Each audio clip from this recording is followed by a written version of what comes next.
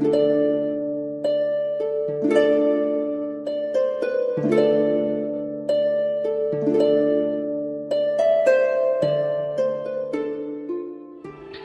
propagande soviétique n'avait pas reculé devant les mensonges les plus ridicules, dont voici un exemple.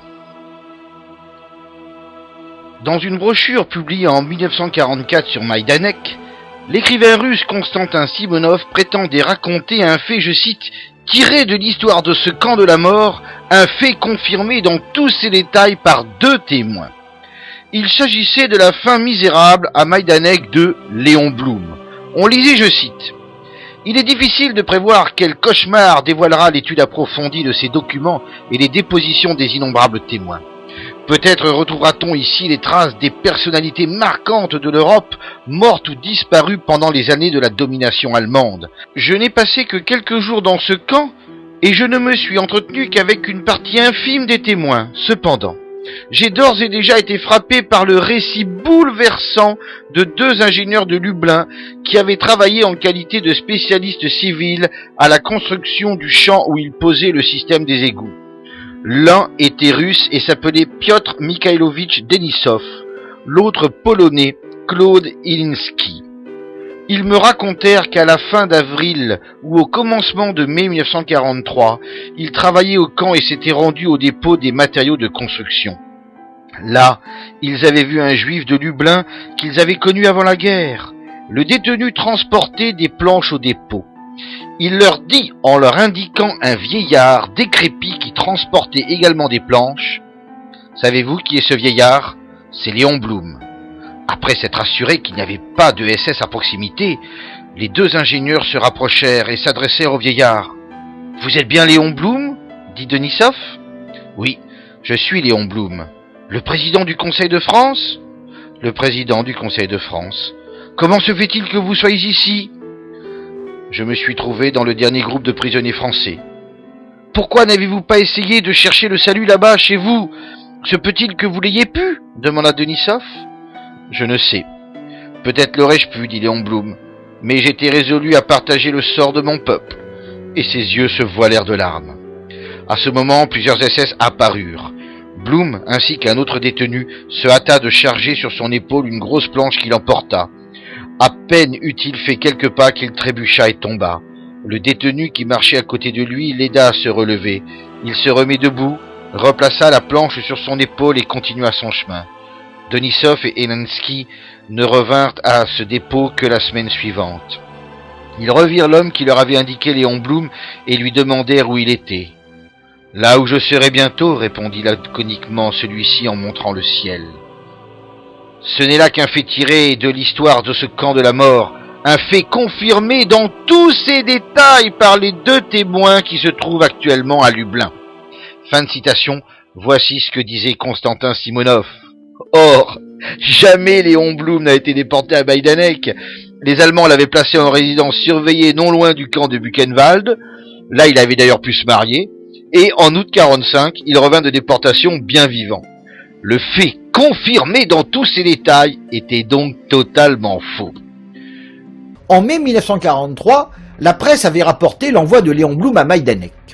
Le 11 août 1944, elle annonça que l'ancien chef du Front populaire y avait été tué lors de sa détention, après avoir été contraint de construire sa propre potence. Cet assassinat était confirmé par 2 témoins. On lisait Simonov, le correspondant de guerre dont il a déjà été question, a parlé à 2 ingénieurs de Lublin. Ils lui ont dit avoir vu, en mai dernier, Blum traîner des planches dans l'usine de mort. Un juif de Lublin le leur désigna. Un ingénieur raconta avoir arrêté le vieil homme pour lui demander « Êtes-vous Léon Blum ?»« Oui, répondit le vieil homme, je suis Léon Blum. » Le vieil homme dit qu'il avait été emmené ici avec un groupe de prisonniers français et qu'il n'avait pas tenté de se sauver car il était décidé à partager le destin de son peuple. Les 2 ingénieurs racontèrent à Simonov qu'une semaine après, ils étaient revenus au camp. Là, ils avaient interrogé le juif qui leur avait désigné Léon Blum pour savoir où était allé ce dernier. « Là, dit-il en pointant le ciel, là où nous serons tous bientôt. » La propagande soviétique affirmait donc que 2 personnes, au moins, pouvaient attester la mort de Léon Blum à Majdanek. Mais tout était faux. Ce site peu suspect de révisionnisme le confirme. On lit « Blum fut livré par Pierre Laval aux Allemands et déporté en mars 1943 dans une petite maison forestière à Buchenwald, séparée de quelques centaines de mètres du camp. Ses conditions de détention étaient plus acceptables que celles du camp et il put s'y remarier avec Jeanne. Durant sa détention, il entretint une importante correspondance et commença à écrire un ouvrage de réflexion qu'il termina en décembre 1944.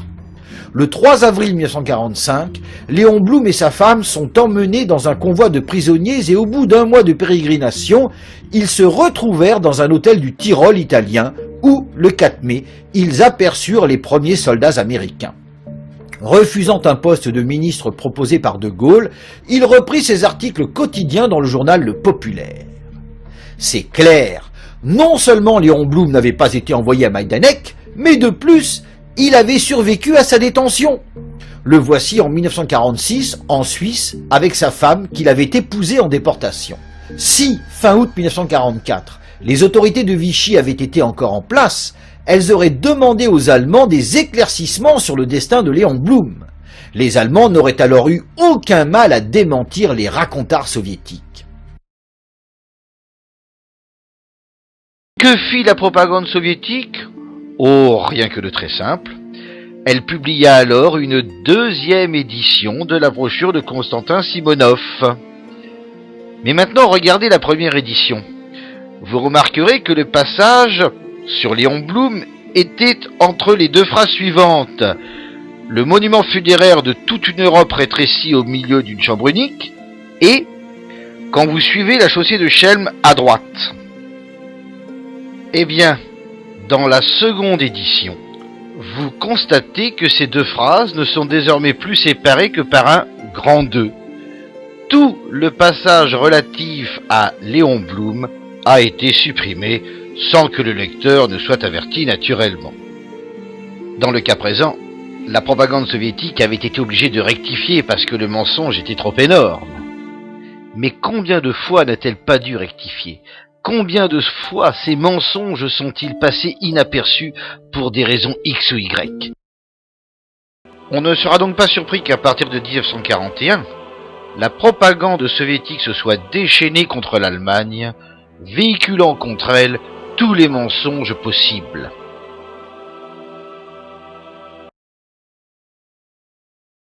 La libre discussion est d'absolue nécessité dans l'ordre des croyances qui se démontrent et qui se discutent. Cette discussion, les révisionnistes devraient la redouter et leurs adversaires l'exiger. Depuis 40 ans toutefois, c'est le contraire. En 1987, Robert Faurisson proposa un débat public à ceux qui affirmaient l'existence des chambres à gaz homicides allemandes. Non seulement les gardiens de la mémoire refusèrent, mais de plus, 3 ans après cette invitation, une loi fut votée qui permet de ruiner et d'emprisonner les révisionnistes. Depuis, les textes de cette nature se sont multipliés à travers l'Europe. Dans le même temps, les historiens accrédités affirment que nous ne représentons rien. Je vais prendre un exemple simple, mais et outrancier en même temps, c'est le discours négationniste. Le discours négationniste qui est rarissime. Je leur répondrai en citant le collaborationniste Philippe Henriot. Le 19 septembre 1943, il lança « En tout cas, ceux qui nous menacent et nous attaquent nous rendent un bel hommage. Si nous n'étions rien, comme ils nous négligeraient, avec quelle pitié ils nous considéreraient. Au lieu de cela, par une singulière contradiction, en même temps qu'ils nous proclament une minorité négligeable, ils déchaînent contre nous une fureur meurtrière. Quel illogisme et quelle preuve du peu de confiance qu'ils ont en eux-mêmes. S'ils sont sûrs d'avoir raison, que peut peser le nombre dérisoire, prétendent-ils, de ceux qui les combattent? Et s'ils trouvent bon d'ameuter contre cette minorité leurs exécuteurs et leurs assassins, cela ne prouve-t-il pas à la fois leur inquiétude et leur angoisse? Ces réflexions s'appliquent parfaitement aux antirévisionnistes. Dernière précision. Le 28 juin 1944, Philippe Henriot fut assassiné par la résistance. 80 ans plus tard, pour faire taire, on ne tue plus physiquement, on tue socialement et on emprisonne. Mais tout comme mon extradition en février dernier, mon incarcération contribuera à la diffusion des thèses que je défends depuis 33 ans. Voilà pourquoi je n'éprouve ni regret au regard de ma vie, ni haine à l'encontre de mes adversaires. Quand on prend de la hauteur et qu'on accepte le sacrifice, alors l'existence devient légère. À 55 ans, je suis très heureux avec une vie bien remplie et passionnante. Pourquoi ? Parce que les épreuves subies m'ont appris une chose essentielle. Quand la Providence vous ferme une porte, elle vous en ouvre deux. Autrement dit, quand vos adversaires parviennent à vous priver d'une chose, la Providence vous en offre deux autres bien meilleures. Voilà pourquoi je n'ai pas peur de perdre, surtout ce qui est matériel, car je sais que dans le cadre de mon combat, la Providence m'apportera mieux. J'appelle donc un maximum de jeunes à me suivre dans cette voie. Ne craignez pas de vous engager et combattez sans peur ni haine, avec pour unique objectif de défendre le bien, le beau et le noble. Le courage n'est que dans les premiers pas. Les récompenses viennent ensuite naturellement. Lorsque suffisamment de jeunes agiront ainsi, alors un chef providentiel pourra se lever. Pas à l'étranger, pas sorti des urnes, mais de par sa propre volonté et parmi vous, parce qu'il incarnera votre courage et votre détermination.